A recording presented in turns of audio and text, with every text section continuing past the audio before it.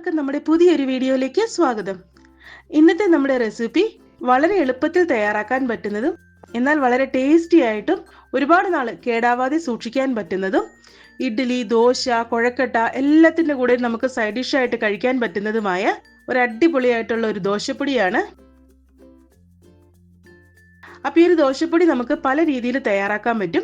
ഞാനിപ്പോൾ ഇവിടെ തയ്യാറാക്കുന്ന രീതിയിൽ ഒരു തവണ തയ്യാറാക്കി കഴിഞ്ഞാൽ പിന്നെ നിങ്ങൾ ഈ ഒരു രീതിയിൽ മാത്രമേ തയ്യാറാക്കുകയുള്ളൂ. കാരണം അത്ര ടേസ്റ്റിയാണ്. അപ്പോൾ എല്ലാവരും വീഡിയോ മുഴുവനായി കാണുക. അതോടൊപ്പം തന്നെ നമ്മുടെ ഈ ഒരു ചാനൽ ആദ്യമായിട്ട് കാണുന്നവർ പ്ലീസ് ഒന്ന് സബ്സ്ക്രൈബ് ചെയ്ത് സപ്പോർട്ട് ചെയ്യാനും മറക്കരുത്. അപ്പോൾ നമ്മുടെ ദോശപ്പൊടി തയ്യാറാക്കാനായിട്ട് നമുക്ക് ആദ്യം തന്നെ കുറച്ച് സാധനങ്ങളൊക്കെ ഒന്ന് റോസ്റ്റ് ചെയ്തെടുക്കാനുണ്ട്. അതിനായിട്ട് ഞാനിപ്പോൾ ഇവിടെ ഒരു ചീനച്ചട്ടി അടുപ്പിൽ വെച്ചിട്ടുണ്ട്. ചട്ടി ചൂടായി വരുമ്പോഴത്തേക്കും നമുക്കിതിലേക്ക് ഒരു 1/4 കപ്പ് ഉഴുന്നുപരിപ്പ് ചേർത്ത് കൊടുക്കാം. ഞാനിപ്പോൾ ഇവിടെ തൊലിയുള്ള ഉഴുന്നുപരിപ്പാണ് ചേർത്ത് കൊടുത്തിരിക്കുന്നത്. നിങ്ങൾക്കിത് വേണമെങ്കിൽ തൊലിയില്ലാത്ത ഉഴുന്നുപരിപ്പ് വെച്ചിട്ടും തയ്യാറാക്കാവുന്നതാണ്. പക്ഷെ തൊലിയുള്ള ഉഴുന്നുപരിപ്പ് വെച്ച് തയ്യാറാക്കുമ്പോൾ അതൊരു പ്രത്യേക ടേസ്റ്റ് ആണ് കേട്ടോ. മാക്സിമം നിങ്ങൾ തൊലിയുള്ള ഉഴുന്നുപരിപ്പ് വെച്ചിട്ട് തയ്യാറാക്കാൻ നോക്കുക. ഇനിയിപ്പോൾ ഈ ഒരു ഉഴുന്നുപരിപ്പെല്ലാം ആദ്യം തന്നെ നമുക്ക് നല്ലപോലെ ഒന്ന് റോസ്റ്റ് ചെയ്തെടുക്കണം. അപ്പോൾ ഇതിലേക്ക് നമ്മൾ എണ്ണയൊന്നും ഉപയോഗിക്കുന്നില്ല. എണ്ണയൊന്നും ഒഴിക്കാതെ കൊണ്ട് മീഡിയം ഫ്ലെയിമിൽ വെച്ചതിന് ശേഷം ഒന്ന് റോസ്റ്റ് ചെയ്തെടുക്കുകയാണ് ചെയ്യുന്നത്. ഉഴുന്നുപരിപ്പിൻ്റെ കളറൊക്കെ ഒന്ന് മാറി വരണം. നല്ലൊരു ബ്രൗൺ കളറൊക്കെ ആയി വരുമ്പോഴത്തേക്കും നമുക്ക് അടുപ്പിൽ നിന്ന് മാറ്റാം. അപ്പോൾ ഒരുപാട് ഹൈ ഫ്ലെയിമിലിട്ട് നമ്മൾ പെട്ടെന്ന് വറുത്തെടുക്കുകയാണെന്നൊരിക്കൽ ഉഴുന്നെല്ലാം പെട്ടെന്ന് കരിഞ്ഞു പോകും. പിന്നെ ഈ ഒരു ഉഴുന്നുപരിപ്പ് നല്ലപോലെ ഒന്ന് റോസ്റ്റ് ആയി വരുമ്പോൾ തന്നെ നല്ലൊരു മണം ഉണ്ടാവും. അപ്പോൾ അതിൽ നിന്നുമൊക്കെ നിങ്ങൾക്ക് മനസ്സിലാക്കാൻ പറ്റും ഉഴുന്നുപരിപ്പ് നല്ലപോലെ റോസ്റ്റ് ആയിട്ടുണ്ടെന്നുള്ളത്. അപ്പോൾ ഞാൻ ഉഴുന്നുപരിപ്പെല്ലാം ഇവിടെ നല്ലപോലെ ഒന്ന് റോസ്റ്റ് ചെയ്തെടുത്തിട്ടുണ്ട്. ഇത് കണ്ടില്ലേ, അതിൻ്റെ ആ ഒരു കളറൊക്കെ ഒന്ന് മാറി നല്ലൊരു മണമൊക്കെ വരുന്നുണ്ട്. ഇത് നമുക്ക് വേറൊരു പാത്രത്തിലേക്ക് മാറ്റാം. അടുത്തതായിട്ട് നമുക്ക് ഇതിലേക്ക് വേണ്ടത് എരിവിനാവശ്യമായ വറ്റൽമുളകാണ്. ഞാനിപ്പോൾ ഇവിടെ കാശ്മീരി മുളകാണ് എടുത്തിരിക്കുന്നത്. ഞാനിപ്പോൾ ഇവിടെ ഒരു 10-12 മുളക് ഞാനിപ്പോൾ ഇവിടെ എടുത്തിട്ടുണ്ട്.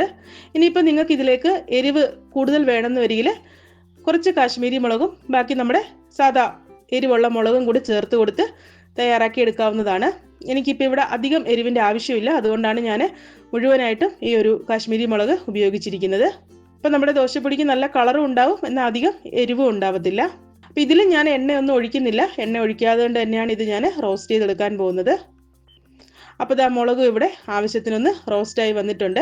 ഇതിപ്പോൾ നമ്മൾ എല്ലാ ഐറ്റംസും റോസ്റ്റ് ചെയ്യുന്ന സമയത്ത് തീ മീഡിയം ഫ്ലെയിമിലായിരിക്കാൻ പ്രത്യേകം ശ്രദ്ധിക്കുക. ഹൈ ഫ്ലെയിമിലിട്ട് ചെയ്യുവാണെങ്കിൽ പെട്ടെന്ന് തന്നെ എല്ലാം കരിഞ്ഞു പോകാനുള്ള സാധ്യതയുണ്ട്. പിന്നെ അതുപോലെ തന്നെ എല്ലാം കൂടെ ഒരുമിച്ചിട്ട് റോസ്റ്റ് ചെയ്യാനും പാടില്ല.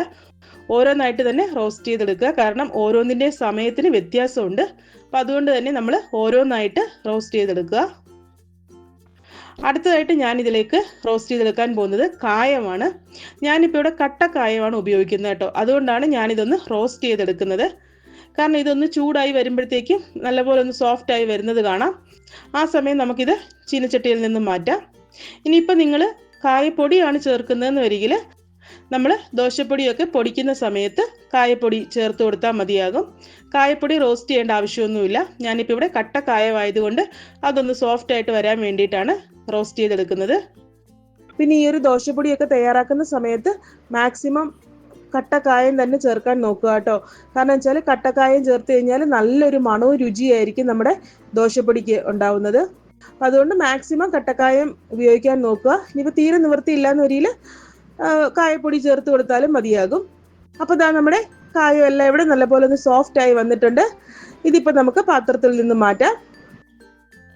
ഇനിയാണ് ഞാൻ ഇതിലേക്ക് നമ്മുടെ ദോശപ്പൊടിക്ക് നല്ലൊരു മണവും രുചിയും ഒക്കെ കിട്ടാനുള്ള പ്രധാനപ്പെട്ട ഒരു ഇൻഗ്രീഡിയൻറ്റ് ചേർക്കാൻ പോകുന്നത്. മറ്റൊന്നുമല്ല, നമ്മുടെ കറിവേപ്പിലയാണ്. ഞാനിപ്പോൾ ഇവിടെ ഒരു കൈ നിറച്ച് നല്ലൊരു പിടി കറിവേപ്പില നല്ലപോലെ കഴുകി ക്ലീൻ ചെയ്തതിന് ശേഷം ഞാനിപ്പോൾ ഇതിലേക്ക് റോസ്റ്റ് ചെയ്ത് ചേർത്ത് കൊടുക്കാൻ പോവാണ്. ഇതും നമുക്ക് തീ മീഡിയം ഫ്ലെയിമിൽ ഇട്ടതിന് ശേഷം സാവകാശം ഒന്ന് റോസ്റ്റ് ചെയ്തെടുക്കാം. ആ ഒരു കറിവേപ്പിലയിലുള്ള വെള്ളത്തിൻ്റെ അംശമൊന്നും ഒട്ടും തന്നെ ഉണ്ടാവാൻ പാടില്ല. കറിവേപ്പിലയൊക്കെ നമ്മൾ കയ്യിലെടുക്കുമ്പോഴത്തേക്ക് നല്ലപോലെ ഒന്ന് പൊടിഞ്ഞു വരണം. അതാണ് അതിൻ്റെ പരുവെന്ന് പറയുന്നത്. വെള്ളത്തിൻ്റെ അംശമൊന്നും ഒട്ടും തന്നെ ഉണ്ടാവാൻ പാടില്ല.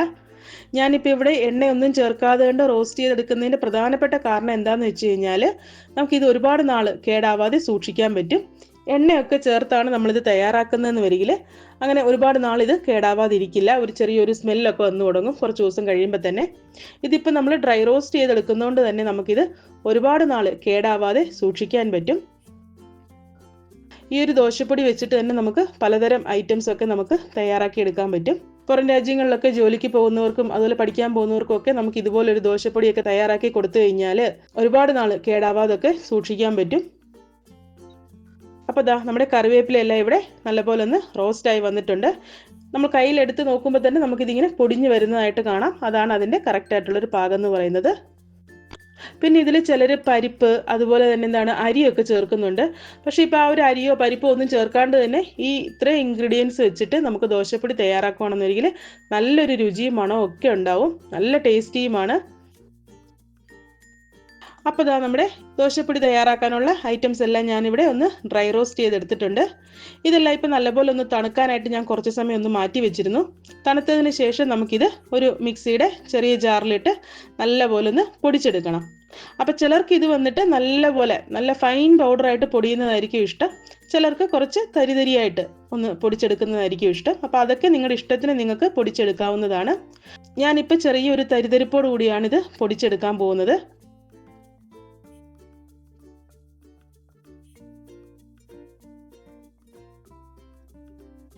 അപ്പോൾ ഈ ഒരു ദോശപ്പൊടി പൊടിക്കുന്ന സമയത്ത് നമുക്കിതിലേക്ക് ആവശ്യത്തിനുള്ള ഉപ്പും കൂടി ചേർത്ത് വേണം പൊടിച്ചെടുക്കാനായിട്ട്.